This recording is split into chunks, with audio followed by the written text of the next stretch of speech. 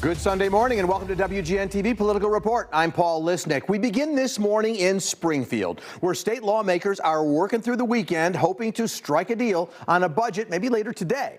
Democrats in charge of the House and Senate blew through their self-imposed Friday deadline, with disagreement still brewing over the governor's proposed mix of tax hikes and possible budget cuts.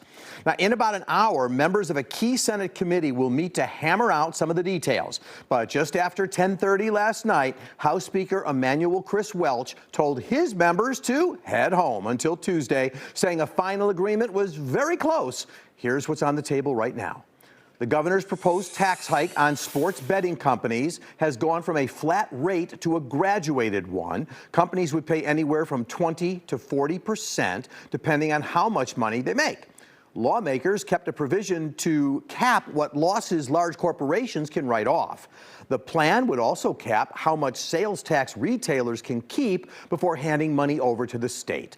The statewide grocery tax would be eliminated by 2026, but municipalities could then implement their own.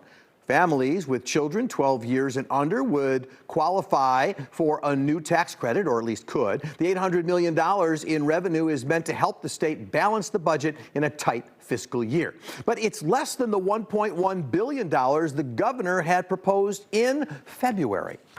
State Representative LaShawn Ford, a Democrat from Chicago, joins me live this morning from Springfield to talk about the very latest. Representative, thanks for being with me. I appreciate your time and hanging in Springfield for me.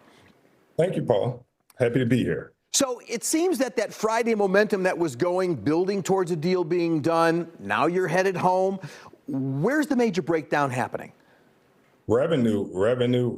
I think that it's a known fact that Illinois, like most states, received lots of federal money because of COVID. So the silver lining is we have to remember that there was a silver lining in the COVID money that Illinois received, and that money has expired. Billions of dollars, maybe $15 billion that we used in our budgets to provide funding for communities, and that money is gone.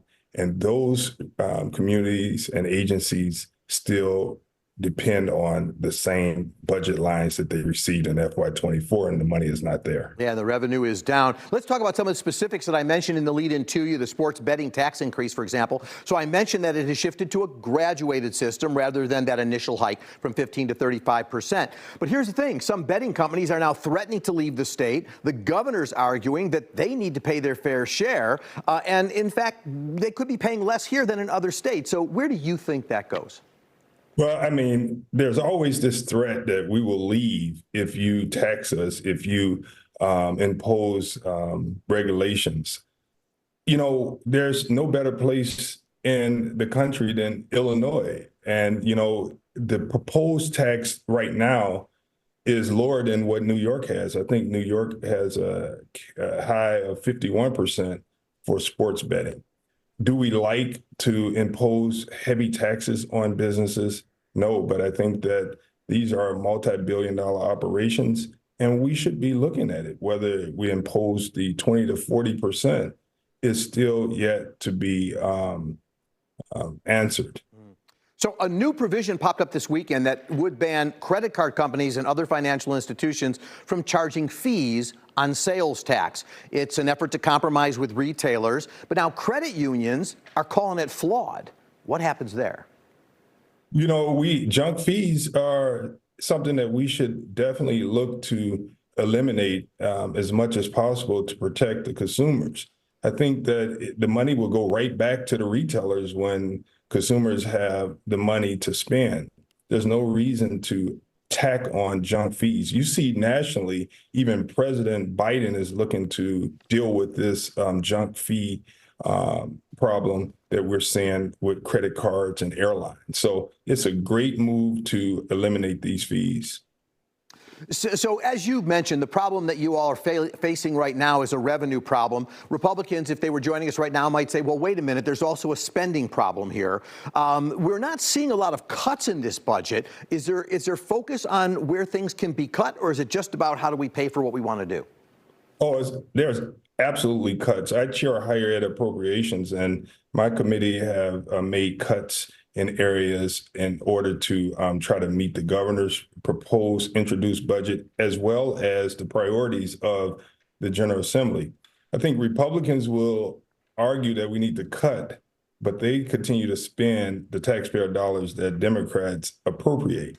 Just look at their communities. They benefit from the appropriations that Democrats pass in Springfield.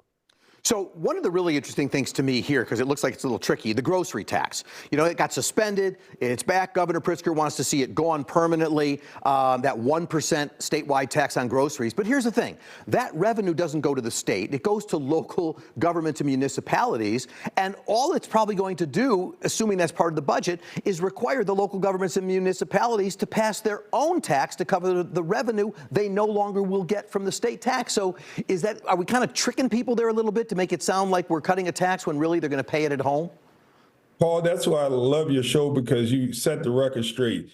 This is not a tax elimination. It's giving home rule to municipalities that may not want to charge their residents a grocery tax. Right now, the way the law is, everyone in every community must pay a grocery tax, and the state collects it for the municipalities and they send the money back.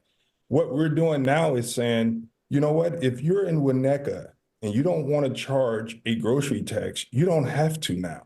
You could charge a grocery tax if your city council decides to impose it. I think it gives home rule the power to control their budgets better. Yeah. Let me ask you quickly about the CPS selective enrollment schools, the possible closures. The House already approved a bill to protect CPS selective enrollment schools until a fully elected school board is seated. But a brick got placed on that when Mayor Johnson sent a letter over to President Harmon saying, I'm not going to close these schools. What's likely to happen there? You know, I think you have to give the mayor's office and the mayor a lot of credit for not giving up. The mayor, I voted against the bill that was passed and that was sent to the Senate, because there's something that the mayor is trying to do. It's called equitable funding. And he wants to make sure that neighborhood schools are funded at a better level so that we can increase higher achievements from those schools. The current system with the select enrollment schools and the neighborhood schools, it sets up winners and losers. Yeah. And this mayor is saying no more. And Representative, quickly, I want to talk about the cannabis bill. It's a bill you oppose. It restricts the sale of Delta-8 and THC, puts limits. The question is it about safety or is it about putting people out of business? I know you oppose the bill. I oppose the current Senate bill that's out there right now. They're trying to monopolize the industry. And when I say they, that's the cannabis industry. There's no getting rid of the Delta product that's out there. And so to institute a prohibition just takes us back. I think that the cannabis community needs to look at why they're in existence. And that's why we need to do the same for Delta. I appreciate that. We'll see what happens. State Representative LaShawn Ford, again, thanks for staying in Springfield for us. Head home now, sir, and thank you for your time. Have a good Sunday. Thank you, Paul. All right, we're going to take our first break. Up next, we're going from the State House back to City Hall. This particular measure that was voted on today did nothing. This city council, the legislative body, does not have executive authority. Despite a win in Springfield, back at home, Chicago City Council members deliver Mayor Brandon Johnson a major defeat. But will it stick? The latest in the debate over ShotSpotter when we come back. And later, it's been home to some of the most pivotal moments in presidential history. Now it's the subject of a new book. My conversation with George Stephanopoulos about the Situation Room. That's still to come. Don't go anywhere.